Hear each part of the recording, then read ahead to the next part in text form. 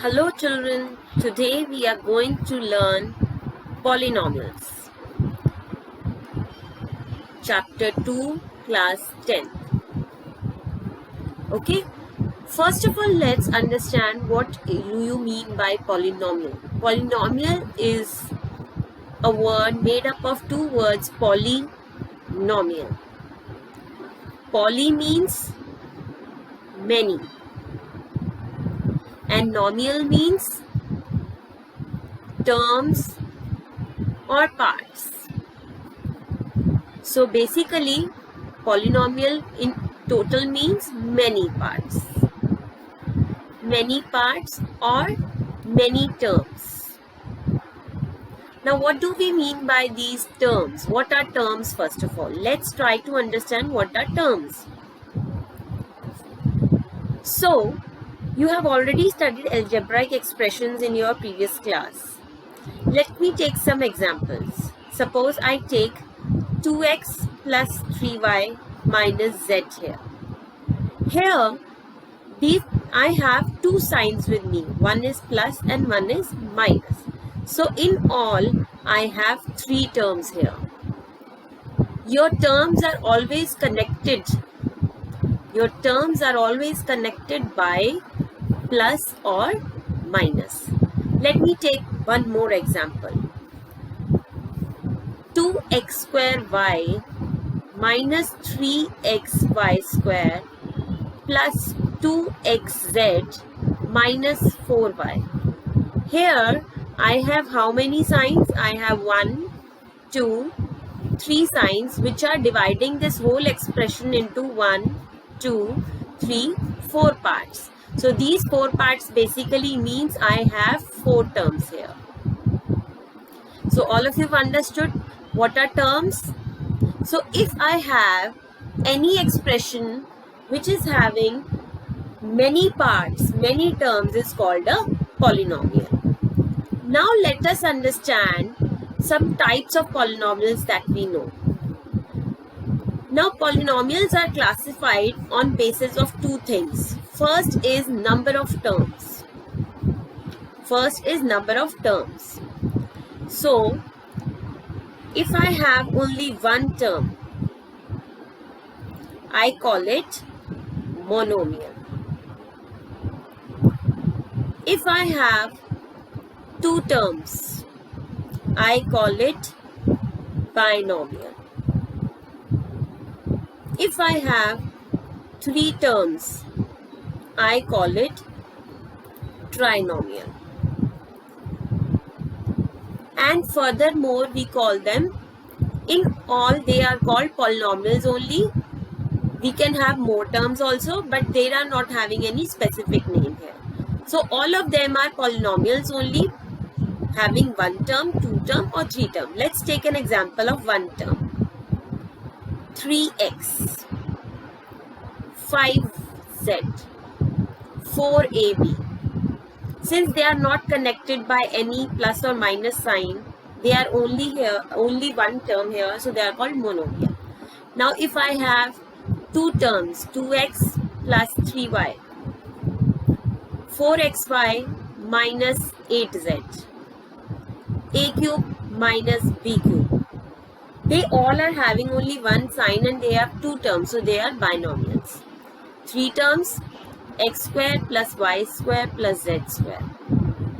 These are three terms. They are connected by two signs here. 2x minus 4y plus 4z. We have three terms here. So, monomial, binomial, trinomial. They are on the basis of number of terms. Now, polynomials are also classified on the basis of their degree. What is a degree? Degree is the highest power of the variable in a polynomial. Now let's understand. The first kind is linear polynomial. So in a linear polynomial, my degree is 1. So let's take an example. X plus 3. Here the degree is 1 because the power of x is 1 here. Nothing is written means it is 1. Second type is quadratic. In a quadratic polynomial, your degree is 2. Let's take an example.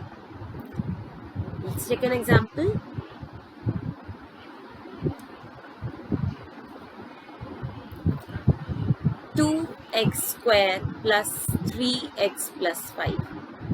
Here the highest power of the variable is 2. Let's take another example. 5x square. It is just a monomial, but still the degree here is 2. So it's a quadratic polynomial. Let me take one more. Y square plus 3y minus 4. Again here the degree is 2 because the highest power is 2. Now the third type is cubic. Cubic polynomial, your degree is 3. That means the highest power should be 3. Let's take some example. X cube minus 5x. X cube plus y square.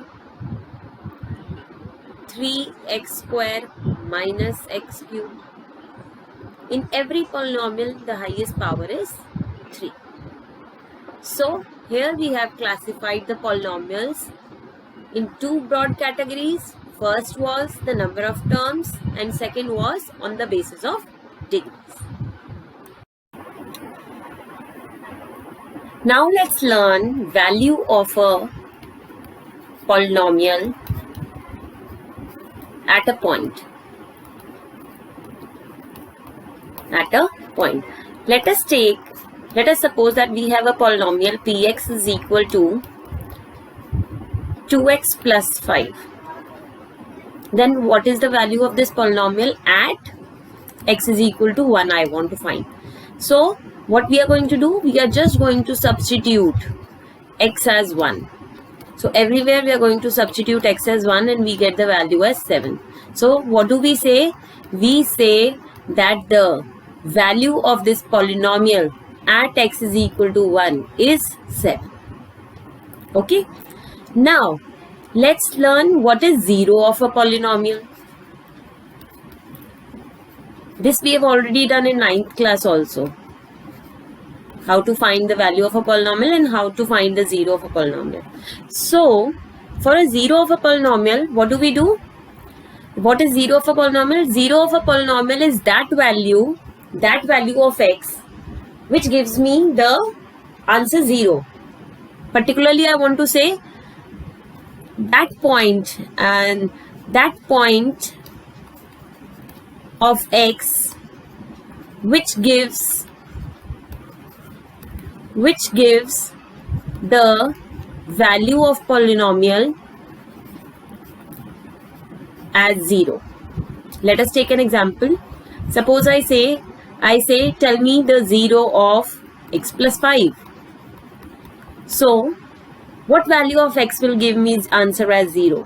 So if I take x as to be minus 5, then I will get answer as minus 5. P of 0, P of minus 5 is minus 5 plus 5 is 0. So here x is equal to minus 5 is 0 of x plus 5. And whenever we have to find the 0 of a polynomial, we substitute it equal to x. Let's take one more example. I want to find the 0 of 2x plus 3. So what do? We put this polynomial equal to 0 and solve it. X is equal to minus 3 by 2. So this is the 0 of this polynomial. And if I want to check whether it is let's check it, verify it. So in order to verify it, what we do? We substitute the value of this as minus 3 by 2 and check. So this gives me minus 3 plus 3 equal to 0. Let's learn geometric meaning of zeros of a polynomial. You've already learned what is 0 of a polynomial.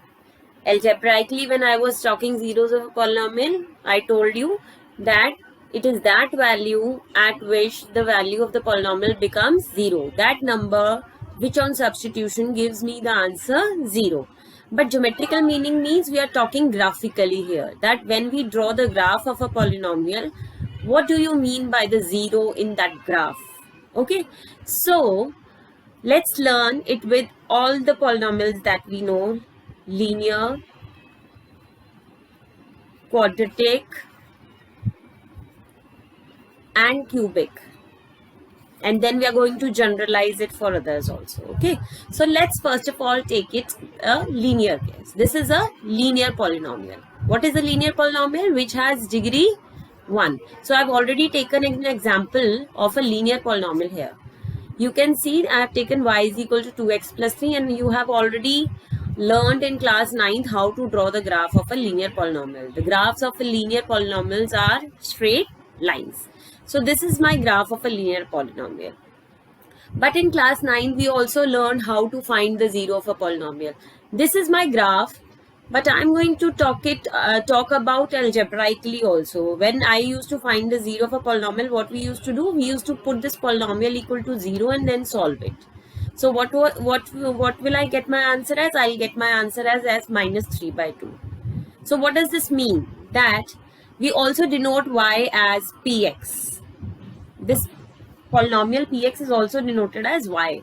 So this means that if I substitute the value of x as minus 3 by 2, my answer, my y is coming out to be 0. So when I talk about coordinates, the points, the x coordinate is minus 3 by 2 and my y coordinate is 0. So this is my point which I am talking about, is the 0 of the polynomial, and here on the graph it is being shown here. Okay, here on x-axis, here on x-axis. Okay, so what is happening here? That if I take the value of x to be minus 3 by 2, my answer of y is coming out to be 0. That means my value of the polynomial is coming out to be 0 at that point.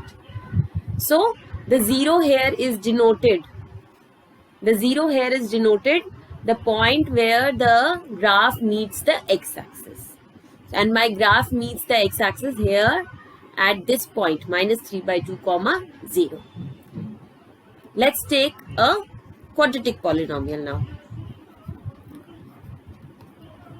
The quadratic polynomials are also plotted in the same manner as linear polynomials. You keep on taking the value of x, then you will keep on getting the values of y. This y is also denoted as px. Okay, so now here, what do you see?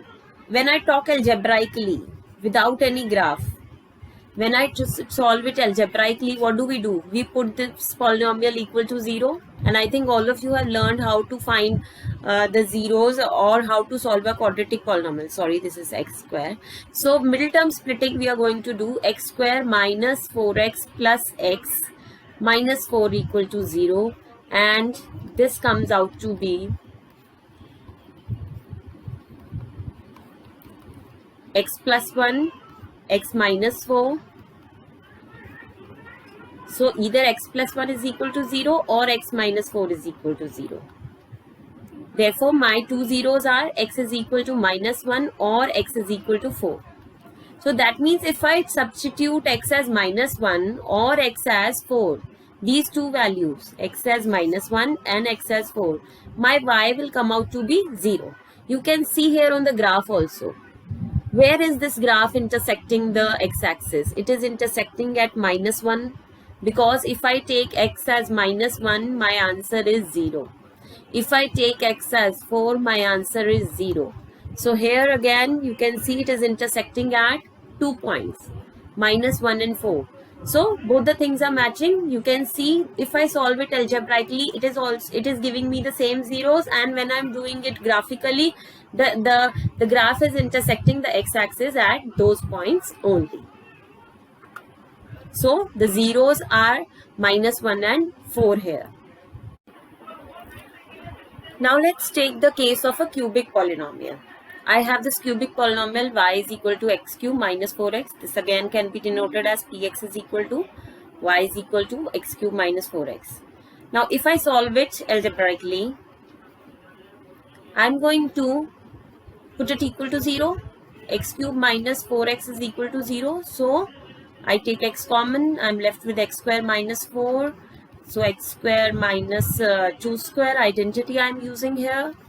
So it's x minus 2, x plus 2 equal to 0. So finally I'm getting 3 zeros here. Either x is equal to 0, x minus 2 equal to 0, or x plus 2 is equal to 0. So who are my zeros? X is equal to 0, x is equal to 2, and x is equal to minus 2. So finally I'm getting 3 zeros here. Can you look at the graph? Minus 2, 0 and 2. The graph of this cubic polynomial is intersecting at 3 points. So again, this graph is intersecting the x-axis at these points. So my zeros are minus 2, 0 and 2. Now let's take one, now we have one more important thing to discuss. That suppose when we were talking about a linear polynomial, is it necessary that the line is going to intersect the x-axis? Suppose I say that the line is y is equal to 2. Then it is a line which is parallel to x-axis and it will never intersect the x-axis. So what happens? There's a possibility that we might have no 0, or we might have a possibility of 1 0 also. So even if your degree is 1, that does not mean that you will have exactly 1 0 with you. You may have no 0 or 1 0, but not more than 1 0.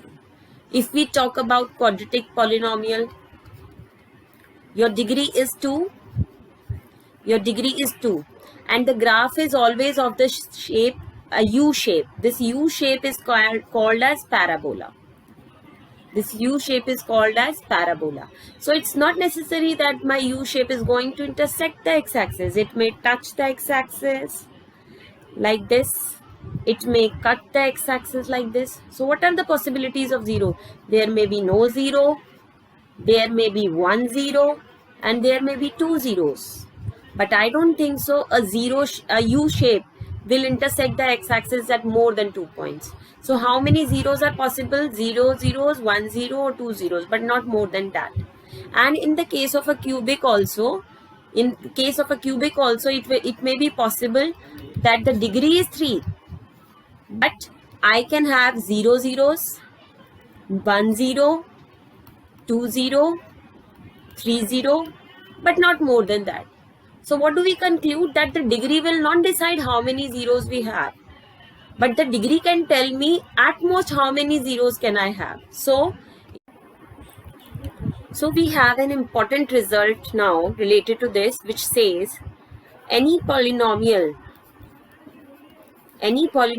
of degree, any polynomial px of degree n has at most n zeros.